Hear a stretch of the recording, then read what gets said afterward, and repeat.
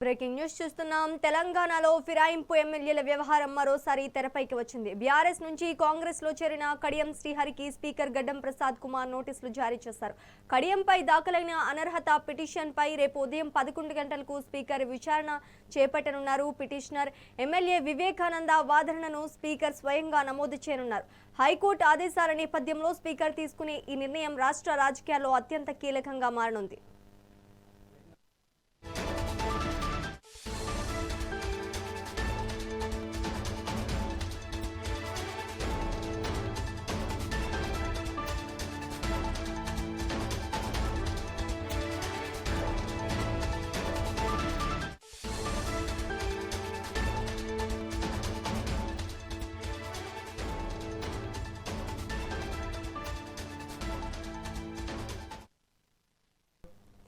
తెలంగాణలో ఫిరాయింపు ఎమ్మెల్యేల వ్యవహారం మరోసారి తెరపైకి వచ్చింది. బీఆర్ఎస్ నుంచి కాంగ్రెస్ లో చేరిన కడియం శ్రీహరికి స్పీకర్ గడ్డం ప్రసాద్ కుమార్ నోటీసులు జారీ చేశారు. కడియంపై దాఖలైన అనర్హత పిటిషన్ పై రేపు ఉదయం 11 గంటలకు స్పీకర్ విచారణ చేపట్టనున్నారు. పిటిషనర్ ఎమ్మెల్యే వివేకానంద వాదనను స్పీకర్ స్వయంగా నమోదు చేయనున్నారు. హైకోర్టు ఆదేశాల నేపథ్యంలో స్పీకర్ తీసుకునే ఈ నిర్ణయం రాష్ట్ర రాజకీయాల్లో అత్యంత కీలకంగా మారనుంది. ఇక ఇదే అంశానికి సంబంధించి మరింత సమాచారం మా ప్రతినిధి హారిక లైవ్ అందిస్తారు. హారిక, చెప్పండి.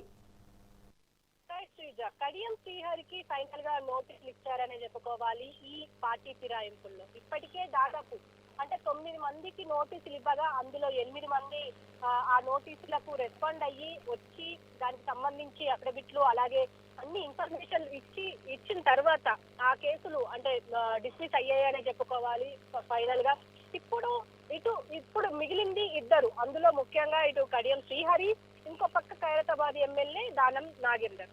ఇందులో దానం నాగేందర్ కి మొన్న రావాల్సింది ఉండే, కానీ ఆయన కూడా రాకపోవడం, మరి దానికి సంబంధించి ఫిబ్రవరి 8వ తారీఖు ఉండే అవకాశం ఉంది అన్నట్టు కూడా ఒక మాట వినిపిస్తుంది. ఏదేమైనప్పటికీ దానం నాగేందర్ వస్తారా రారా అనేది ఇప్పుడు సెకండరీ. కానీ ఇప్పుడు ప్రస్తుతం శ్రీహరి వస్తారా రారా అంటే ఇప్పటి వరకు ఆయన స్టాండ్ ఒకటే ఉంది. అంటే నేను పదే ఒకటే మాట చెప్తున్నారు కడియం, నేను బీఆర్ఎస్ తోనే ఉన్నాను, ఇంకా నేను రాజీనామా చేయలేదు, కాంగ్రెస్ లో చేరలేదు, ఏ వేదిక పైన కాంగ్రెస్ కు చేరతారని చెప్పిన దాఖలాలు లేవు అని చెప్పేసి ఆయన చెప్తూ వచ్చారు.